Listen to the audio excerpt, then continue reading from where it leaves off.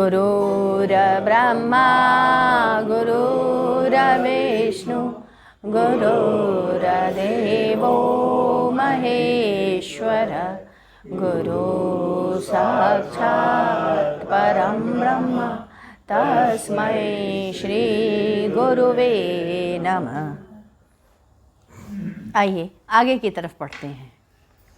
यूनान के बादशाह सिकंदर ने बीच सड़क पे पड़े हुए फ़कीर से पूछा, कौन है तू? और उसने उसे एक लात मार दी। फ़कीर ने कहा, मैं तो अपने मालिक का कुत्ता हूँ। आकाश मेरी छत है, धरती मेरा बिस्तर, और मैं अपने मालिक भगवान का मुँह चाटता हूँ। परंतु तुम तो गधे हो, क्योंकि लात चलाना तो गधे का ही कार्य है। आपसे कहा जाता है इतने बजे उठना है, भोजन करना है, फिर काम करना। यही आदेश कैदी भी मानता है। आप अव्वल दर्जे के कैदी हैं, अतः अच्छे कर्म को करें। होली तो संतों की होती है। भगवान के रस में डूब जाना, उनके रंग में रंग जाना। आपको मुक्त होना है यदि, तो आप ऊपर के ताकत से नहीं मिलते तो सब व्यर्थ है। आज होली की शाम हो जाए, सभी गुरुस्थल पर एकत्र हों, आपस में अबीर और गुलाल लगाए जाए, प्रेम से मिले, गुरु के चरणों में अबीर लगाएं, भगवान के चरणों की वंदना करें। गुरुदेव ने पुनः कहा, पति परायण स्त्री के पैर का स्पर्श करने से वह स्त्री भी पति परायण हो जाती है। पुण्यवान लोगों का पैर स्पर्श इसलिए करते हैं कि आपका पुण्य बना रहे। धनवान का पैर इसलिए छूते हैं जैसे लक्ष्मी इन पर बरस रही है, वैसे ही हम पर कृपा करे। आप फ़कीर के यहाँ, साधु के यहाँ जाते हैं ताकि आपके सारे कष्ट दूर हों। आप दुष्टों के साथ रहते हो, जिंदगी कब खराब हो जाए पता ही नहीं चलता। इसीलिए मैंने कहा था कि इंद्र जी के पैर छुओ, पुण्य आत्मा है, पुण्य में वृद्धि होगी। उनके आने पर सभी ने उनके चरण स्पर्श किए थे। यदि पैर स्पर्श करते हो तो अपना सिर उनके पैर पर रखो, ताकि उसकी शक्ति आपकी मुकद्दर बने। शक्ति पैर के दाहिने अंगूठे में रहती है। हाथ के स्पर्श करके पैर छूते। होली का पर्व त्रेता युग में पहले से चला आ रहा है। द्वापर में भी होली थी, बीच में बंद हो गई। एक बार हरिद्वार में सभी संत इकट्ठे हुए, सभी ने डुग्गी पिटवाई, आज होली होगी। सभी लोग आए। नदी के किनारे स्त्रियों ने कहा गया, आप घूंघट काढ़े रहेंगी और पुरुष पर रंग डालें। इसकी ख्याति पूरे देश में फैल गई। तब से होली पुनः प्रारंभ हुई। यह 2500 वर्ष के आसपास बुद्ध देव के समय की बात है। जब शैव मत वालों को पता चला तो उन लोगों ने भी यही कहा, हमारे यहाँ भी होली होगी। तब वे रंग भरी एकादशी को होली खेले और शिवलिंग पर अबीर डाला, और दूसरे वर्षे प्रत्येक एकादशी को होली पहले आती रंग भरी एकादशी हुई। तब से हर द्वार हरिद्वार हो गया और हर द्वार भी हरिद्वार की तरह खेलने लगा।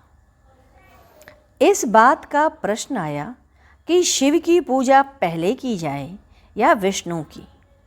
तब यह तय हुआ, पहले गणेश जी की पूजा करें, तब शिव की पूजा होगी। उसके बाद श्री विष्णु की पूजा होगी। इनकी पूजा होने के बाद ही फिर किसी की पूजा नहीं होगी।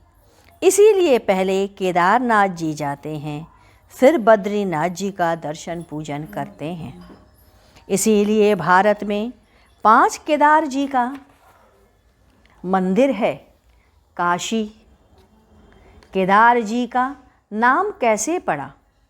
केदार नाम एक शैव ब्राह्मण का था। बिना शिव जी का दर्शन किए भोजन नहीं करता। एक बार यात्रा कर रहा था, उसे कहीं मंदिर नहीं मिला। महीना बीत गया, भूखों प्यासों एक मंदिर के नीचे पहुंचा। मंदिर टूटा फूटा था। शिवलिंग के विग्रह पर उसकी आंखों से आंसू गिर पड़े। कई दिनों से भोजन नहीं किया था। पास ही बेल का पेड़ था, जिसमें बेलपत्र गिर पड़ गया था। शिव प्रसन्न हुए, दर्शन दिए, उसे शक्ति दी जिससे वह कुछ मांग सके। उसने कहा, मेरे नाम से यहाँ का मंदिर हो जाए। तब से केदारनाथ जी का नाम पड़ गया। एक कथा और आती है कि एक भिलनी थी, उसे योग्य वर नहीं मिला। उसे कहीं एक कद्दू मिल गया। उसने उसे गाड़ दिया और उस पर फूल चढ़ाने लगी।